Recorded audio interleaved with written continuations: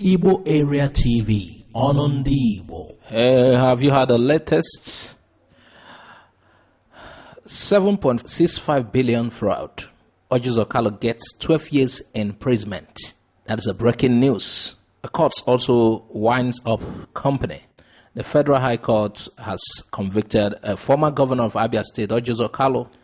He was charged with 7.1 billion naira fraud, having been found guilty of 39 counts charges filed against him by the Economic and Financial Crimes Commission. The court found him and his co-defendants guilty. Kalu was sentenced to 12 years imprisonment by Justice Mohammed, who also ordered the winding up of Kalu's company, Sloke Nigeria Limited, which was charged as a third defendant in the case. Wow.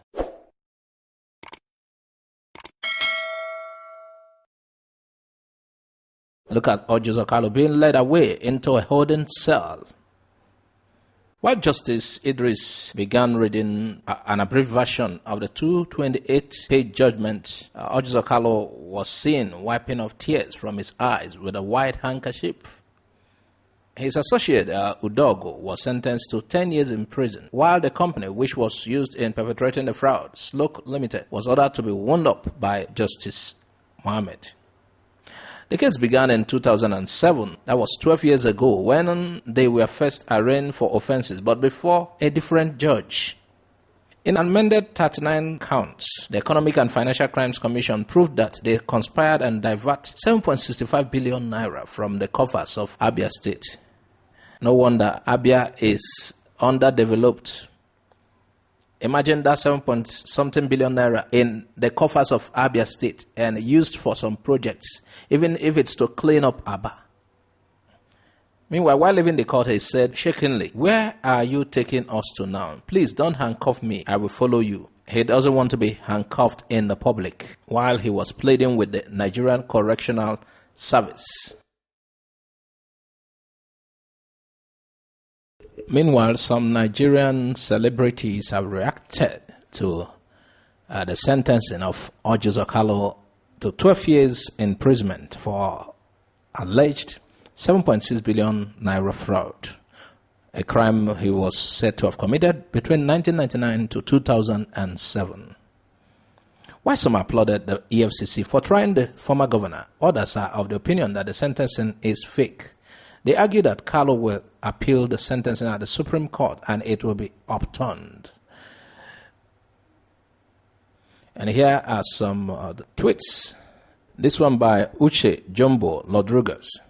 She wrote, "I like the message Orji Uzor Kalu EFCC case sends. The campaign to APC doesn't stop the long arm of the law. A strong warning to potential decampees, but let's watch and wait. Na Naija be this." This one by Mazi Uche Blaze. This Orji Uzor Kalu's conviction, na audio conviction. Until the Supreme Court affirms this, we cannot be deceived. Well, EFCC already shared their success. They wrote, breaking 7.65 billion naira fraud. Ex-Governor Orji Uzor Kalu jailed. Finally, a former Abia State Governor, Orji Uzor, who was prosecuted on 27 counts by EFCC, has been jailed. And EFCC hashtagged "Say No to Corruption. EFCC fights for you." Now, this one by Adebayo Bankole Akintunde. Orji Uzor Kalu thought the APC umbrella will save him. Little did he know that Buhari will never influence the judiciary for anybody, not even his family members. Now that he is convicted for a 7.1 billion naira fraud, let us hear what our friends from the other side will say. Shall we? This one by Young Ototo. That Orji Uzor Kalu is a thief is not a question. That Orji Uzor Kalu is being sentenced to 12 years imprisonment calls for celebration. However, awaiting the decision of the appeal to Supreme Court before celebrating is advice. For in the APC, and your sins are always forgiven. It was making reference to Oshomole. This one by Gloria Adabon. The campaign to APC doesn't stop the long arm of the law. Warning shots fired to potential decampees as Senator Orji Uzor Kalu, OUK, is convicted for fraud by a Lagos High Court. OUK, a former Abia governor, was charged by the federal government for theft, fraud of over 7.1 billion naira. There are many tweets here, and we won't be reading all of them. This one by Abdul. The conviction of Orji Uzor Kalu should further exonerate Buhari's administration of bias in fighting corruption, although I know the regular town criers will still pen it to fit their stupid narratives. Now, I think we will read two more and end it. This one by Abraham Adebayo A. Now that Senator Orji Uzor Kalu is convicted, what happens to his red seat? Any idea, please? It's a Lagos boy gang. Orji Uzor Kalu thought the APC umbrella would save him. If you had stopped there, this would have been a brilliant tweet. But you had to add the other rubbish, and that's making it difficult to tell if you are a Yoruba or an Almajiri with Yoruba name. That's Lagos boy gang was replying to Abraham Adebayo. Before we round up, we would like to give you a list of governors that are currently serving jail term for corruption alongside ex-governor Orji Uzor Kalu. Former Adamawa State Governor James Ngelari. On Monday, March 6, 2017, a Yola High Court found him guilty of the charges against him and was sentenced to 5 years in prison. Justice Nathan Musa, who was the presiding judge, found the former governor of Adamawa State guilty of failing to adhere to the procurement laws of the state. Musa said, in accordance of the law, the former governor Ngelari wouldn't be given option of paying a fine. So that is to say, a fine will not be paid in exchange for the prison term. James Ngelari was allowed to serve his jail term in any prison of his choice after Economic and Financial Crimes Commission EFCC arrested him in 2006, accusing him of processing 167 million naira contract without following due process. He wasn't the only one involved in the act and was charged alongside his former secretary to the state government and commissioner of finance. They faced 17 count charge of conspiracy and unlawful processing of contract. The second governor, former Plateau State Governor Joshua Darie, he was sentenced to 14 years imprisonment on the charges of criminal breach of trust and misappropriation of public funds to the tune of about 1.6 billion naira. Actually, the High Court of the Federal Capital Territory, Gudu, Abuja, sentenced this former Plateau State Governor. However, the Court of Appeal in Abuja reduced former Governor Joshua Darie's term to 10 years after he appealed. It was also known that the court accepted the appeal because they said it should have been 10 years imprisonment right from onset. The third governor, former governor of Taraba State, Governor Jolly Nyame. On the 30th of May 2018, the Federal High Court in Abuja, under the ruling of Justice Adebukola Bank-Joko, convicted former governor of Taraba State, Jolly Nyame, for the alleged charges against him and was sentenced to 14 years imprisonment. He was found guilty of misappropriating and misapplying of 165 million naira with dishonest intention.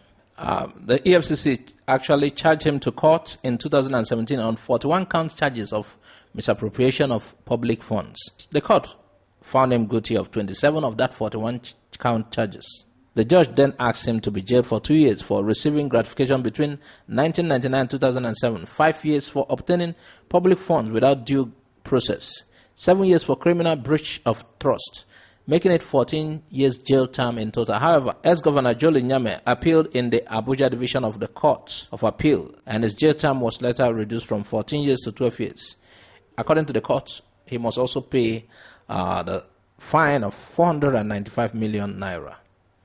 The fourth governor, as we already told you at the beginning, Orji Uzor Kalu.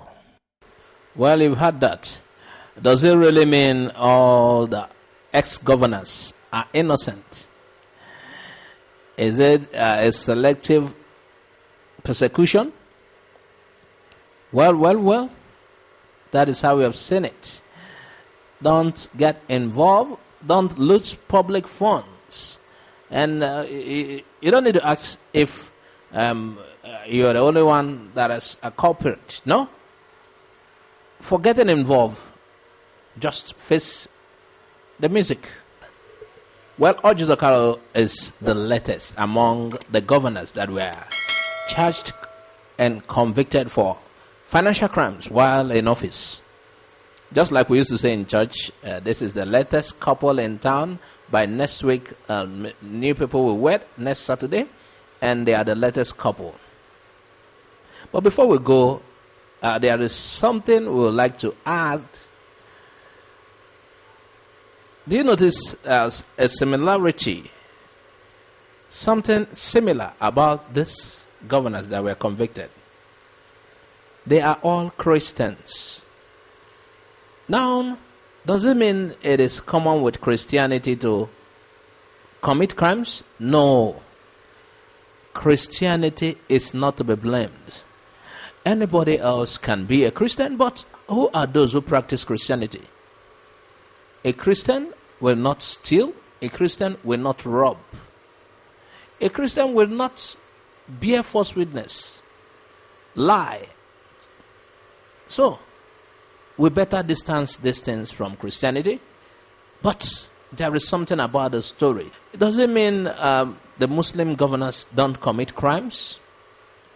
They are not into misappropriation of funds and the rest? Thanks for watching Igbo Area TV. Please subscribe to our YouTube channel. Also click the bell icon. Like our Facebook page. Join our Facebook group. Follow us on Twitter and Instagram. Bye for now.